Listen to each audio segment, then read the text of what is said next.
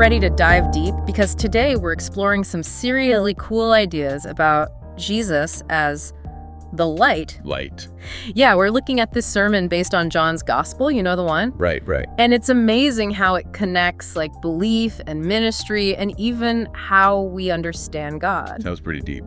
It is. Yeah. One thing that really struck me is how it uses John the Baptist's ministry as like a blueprint for what Christian ministry should look like. Not just preaching, but all ministry. Exactly. The sermon even points out how John's arrival was like super unique, you know, with the prophecies and his miraculous birth and all that. Like he was destined for greatness. Oh, yeah, totally. But that's where the sermon makes this really smart distinction, you know. John might have been this incredible figure, but his main gig was reflecting the true light, Jesus, the source itself. So John's like a mirror then? More like a powerful spotlight, illuminating but drawing power from a source it doesn't generate. Okay, got it. So are we like spotlights too? Exactly. As believers, we're also called to reflect Christ's light. Shine brightly, lead others out of the dark and all that. But only by staying connected to the source of that light, Jesus himself. Okay, this is starting to challenge how I think about faith. Like, I'm not just supposed to know stuff, I'm supposed to do something with it. That's the cool thing about these deep dives. They make you really think. Speaking of thinking, this sermon also talks about belief in a way that really hit home for me. It suggests that when humanity rejects Jesus, it's like the biggest proof of our sinful nature. It's like not just disagreeing with them, it's rejecting the literal embodiment of God's light. Right, turning your back on the sun, so to speak. Wow, yeah. The sermon argues that this rejection shows just how messed up we are on a spiritual level. But it's not about feeling guilty, it's more like an invitation to look at ourselves honestly. Are we embracing the light or fighting it?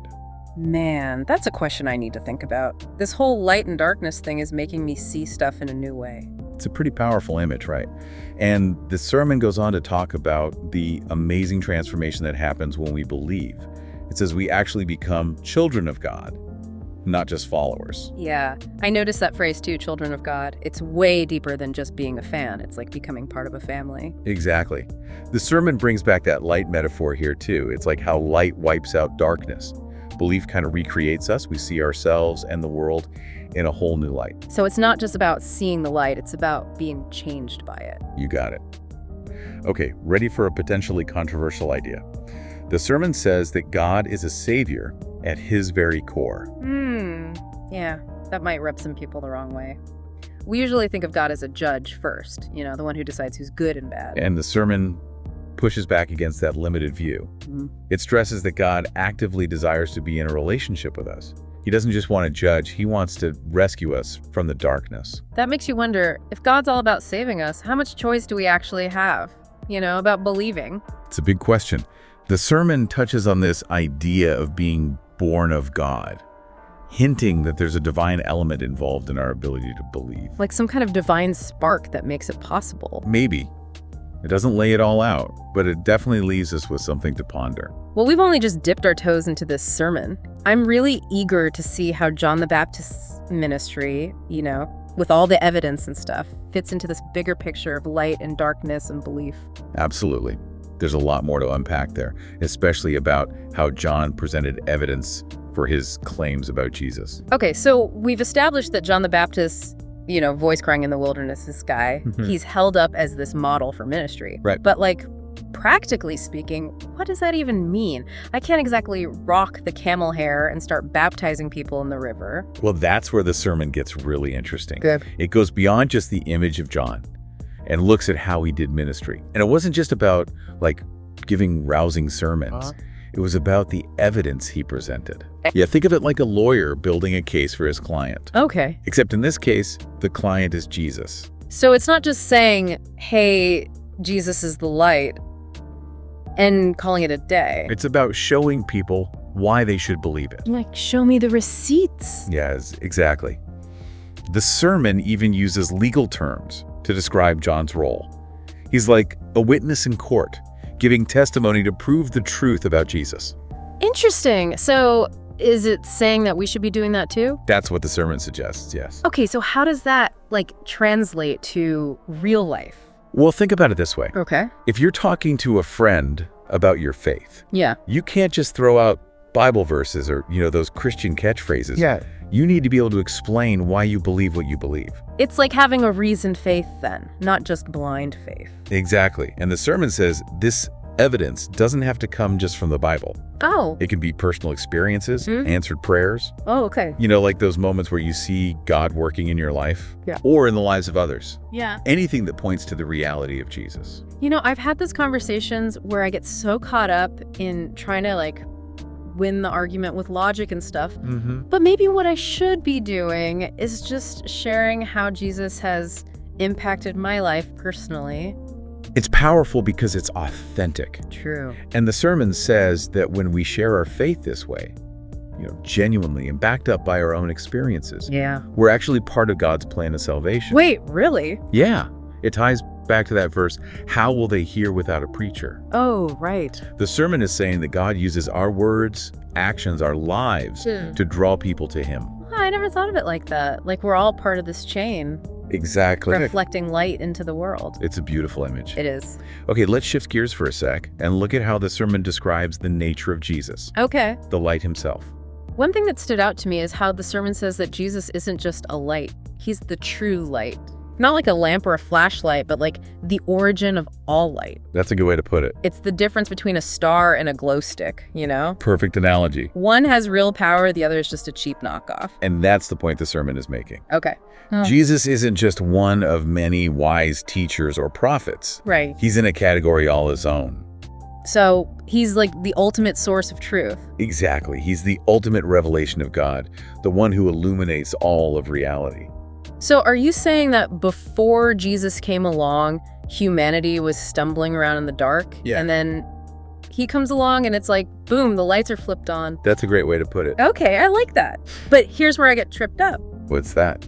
If Jesus is this source of light for everyone, how come the world rejected him? Like, why choose to stay in the dark when you have the option to step into the light? It doesn't make sense. That's a question that goes way deep. Yeah. It gets at that whole struggle between good and evil, light and darkness. The sermon says it comes down to sin, to our tendency to sometimes prefer the darkness, even when it doesn't make logical sense. It's like we're drawn to things that are bad for us, even destructive, like moths to a flame. Very fitting image. We stick to our own way of doing things, even when it's clearly not working. And that's where the sermon makes a really powerful statement. Okay, what's that? It says that this act of rejecting Jesus, rejecting the very source of love and truth, that's the ultimate evidence of our sinfulness. It's not just about breaking the rules then, it's about turning away from goodness itself. Exactly. Man, that's a lot to process. If we're that messed up as humans, is there any hope for us? That's where the sermon's discussion of belief comes in. Okay. It's not about earning our way to God or following all the rules perfectly. Okay. It's about receiving Jesus, accepting him as the light in our lives. But what does that even look like in practice? The sermon touches on this, but it's something we'll explore more later. Okay. For now, just know that true belief is not passive. So it's not just saying, yeah, Jesus is cool and going about my day. Right. It's not just mental agreement. It's more than that. It's an experience that changes us from the inside out. So the light doesn't just make the world brighter, it actually changes us. Exactly. It's like a rewiring, a rebirth. Whoa. Okay, I think I'm starting to get it. Yeah. This deep dive is really making me think about what it means to be a Christian. In what way? It's not just about rituals or rules. It's about letting the light of Jesus change me. And that transformation is a process. It's not a one-time event. So it's like a journey then. Exactly. A lifelong journey of being enlightened by Jesus, letting him shape and mold us. Okay, I'm ready for the next stage of the journey. What else does the sermon have for us? Well, we've talked about ministry, about Jesus, about sin, about belief. But there's one final piece of the puzzle. Ideas. The nature of God himself. Ooh, okay. That's a big one. It is. And this is where things get really interesting, maybe even a little controversial. All right, lay it on me. We've gone deep on ministry, on Jesus, even on sin and belief. Right. Now we're tackling the nature of God. That's a big one. It is. And the sermon starts by asking this question. If we're so resistant to the light, so prone to picking darkness, how do we ever actually come to believe? It's a real head scratcher, isn't it? It does seem kind of contradictory. We've been talking about how much sin is baked into us, like we choose the dark even when we have the light right there. So how do we ever break free from that? Right. Is it even a real choice if we're wired to resist the very thing that can save us? It's a tough question. And that's where the sermon challenges us to rethink how we see God. It argues that he's not just sitting back watching us struggle and judging us. Okay, so not the cosmic scorekeeper kind of God. No, not at all. It's not a stern judge waiting to punish us either. He's a savior. At his core, he's all about rescuing us from the darkness we so often choose. Okay, so how does that actually work? Does he force us to believe, like overrides our free will and all that? Well, that's where it gets interesting. The sermon points to this idea of being born of God. Like, maybe there's something divine that makes it possible for us to choose faith. So we can't save ourselves, but God somehow empowers us to choose salvation. That's the idea the sermon is pointing to. Ah, It doesn't spell out all the details, but it highlights this really powerful truth. God's grace is working in us, even when we don't even realize it. it's kind of comforting, like even when things look bleak, God's still working to draw people to him. Absolutely. And it reminds us that our job as believers isn't to force our beliefs on others. Right, it's not about winning arguments or anything like that. Exactly. Our job is to be the light. To reflect Jesus. Yeah, to be beacons of hope. Yeah. Pointing others to the one who can save them. This has been a really thought-provoking deep dive. It has, hasn't it? What's the biggest takeaway for you? What's really sticking with you? For me, it's the reminder that Jesus as the light, it changes everything. It does. It changes how we see faith, ministry, even God himself.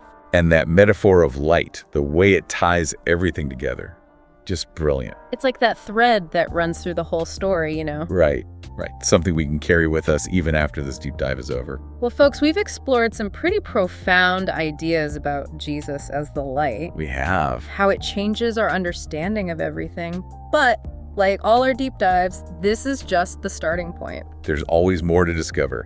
Keep digging into John's gospel. Keep exploring Jesus's teachings. So what will you do with this newfound light? How will you reflect it in your life? Those are questions to really chew on. Thanks for joining us on this deep dive. We'll catch you next time. Take care.